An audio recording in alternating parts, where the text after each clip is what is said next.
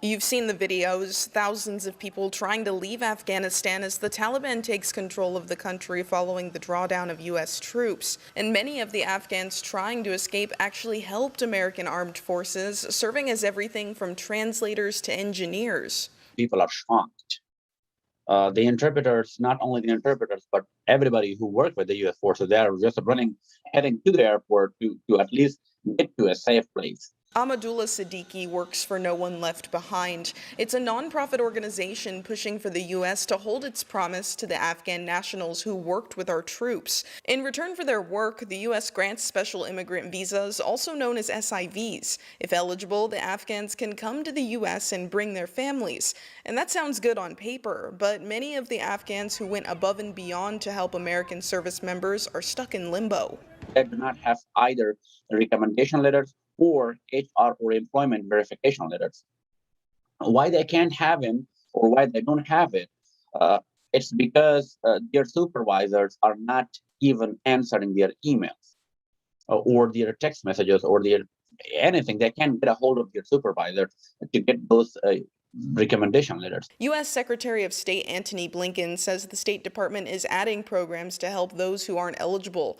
There have been more than 73,000 SIVs issued in the past 13 years, with 8,000 issued last year. The International Rescue Committee, however, estimates more than 300,000 Afghan civilians have been affiliated with the U.S., but visas aren't being processed fast enough. It should take 9 months. But we have seen the process, takes more than 3 years, 4 years. People have been waiting only for their interview for 3 years. And even they can't get a clear message, a clear clarification where they should understand what to do next. Ahmadullah says it's unclear how many thousands are left in the country, but the International Rescue Committee says 18,000 visas are still in the pipeline, and no word on when they could be approved. And many of those people waiting in hiding don't have years to wait for a visa. To the Taliban, they're traitors.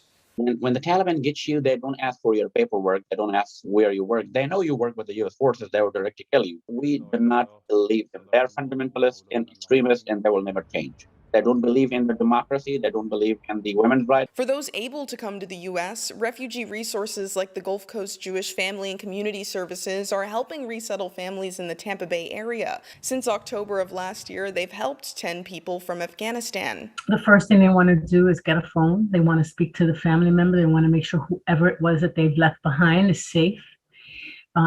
So like the one guy that we worked with, Friday he arrived and he wanted us to get him a cell phone. He had a cell phone. He worked for the U.S. military, but his cell phone here in the U.S., was inoperable. So we went right away and got him a cell phone so that he can, communicate with his family back home. Sylvia says she does expect to see more refugees, and she's noticed the community wants to help too. We've been hearing from faith organizations. We've been hearing from other partners in the community that all want to lend a hand to support these efforts to make Tampa Bay a welcoming community. There's still lots of uncertainty as to where SIV families will go and how they will even get here, but organizations like No One Left Behind want to see the U.S. fulfill its end of the deal. Their immediate families, their siblings, brothers, sisters that are still there, and the Taliban will target them. We promised our allies back home. We need to keep our promise and bring them to safety.